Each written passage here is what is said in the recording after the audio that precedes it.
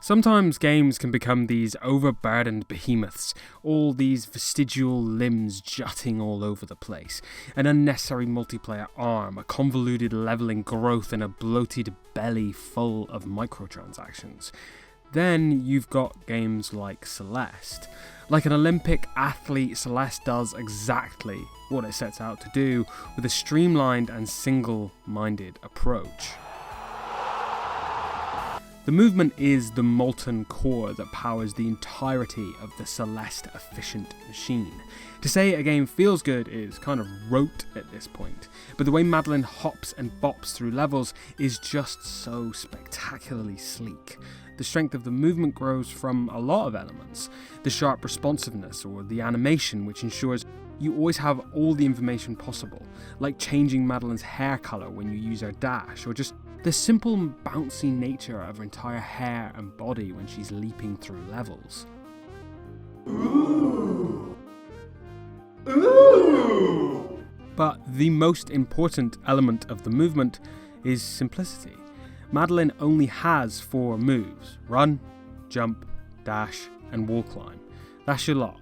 This light but effective toolbox means you become intimately familiar with each of the move's little nuances. This intimate knowledge allows you to get creative with how you utilise and string them together.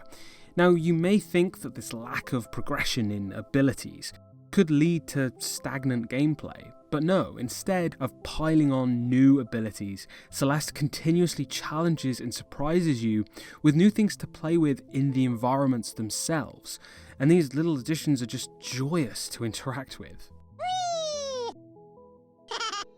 Each new area of Celeste's campaign introduces a new one of these joyous little interactions. Perhaps it's the cheeky little blocks that move when you dash, or the bobble bubbles that push you forward when you touch them, or even the simple wrinkle of the diamonds that just refresh your dash mid-air. Notice how each of them are intricately linked with that simple toolset we discussed earlier. Most importantly, they deploy them so intelligently. Each level allows you to get to grips with the new interaction, then starts mixing and piling in together with new things you've learnt before, creating this devilishly difficult but utterly captivating witch's brew of fun. This cycle of learning and executing creates a building and cascading pace until the final levels where you play through a climactic orchestra of all these mechanics just jammed together. Now, Celeste is challenging, saying to the player, we know these mechanics are solid and fair, so use them and do it precisely. Brilliantly though, it's customizable.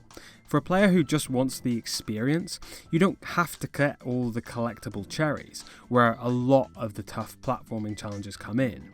You can even enable infinite dashes. Then, if you really want a challenge, there are the B-sides, which are harder versions of the base levels. They are evil incarnate, but oh so satisfying. I loved playing these things, but god damn did this game kick my arse sometimes.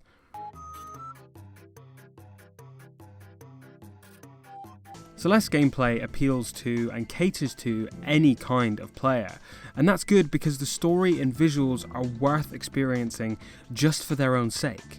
The narrative of Celeste is directly concerned with anxiety and depression, using the climbing of Celeste Mountain and common game tropes to explore the internal battle that people who suffer with these things go through. Ultimately though, these themes can appeal and resonate with just about anyone. It never feels twee or overly sentimental. It is matter of fact, straightforward, and utterly touching.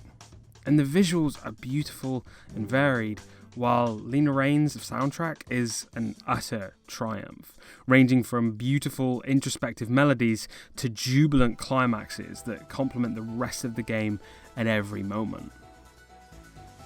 Do not let Celeste fool you. Behind its utterly enchanting visual style and charmingly matter-of-fact tale of self-growth is a devilishly challenging yet satisfying platformer, and that is why it's so good. Right, like if you liked, subscribe if you fancy it, and let me know what you think of Celeste in the comments. On the left is a video YouTube thinks you'll like, and on the right is a video I think you'll like. Thanks for watching, and I'll see you next month.